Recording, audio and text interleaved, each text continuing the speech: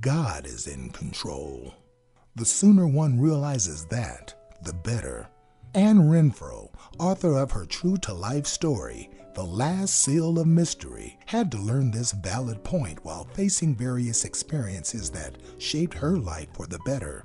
Readers will take a journey through Anne's childhood, growing up on a Georgia plantation as the eldest daughter to her parents, and discover mysteries that even she didn't understand before developing a stronger relationship with God. From the chilling tale of the unseen creature that consistently attacked her at night as a little girl, and the promise she made to the talking unknown creature that appeared to affect her adult life at one point, to decisions she must make as a young black woman of the 1970s. As an adult, she was left still carrying the weight of the little girl past, thinking she must save the world from a terrible burning hell. The end of the world. Facing the World. One must read. Readers won't get bored. All people worldwide will be able to relate to this real-life story. Buy your copy of The Last Seal of Mystery today. Available at Amazon.com. Also can be seen on Facebook.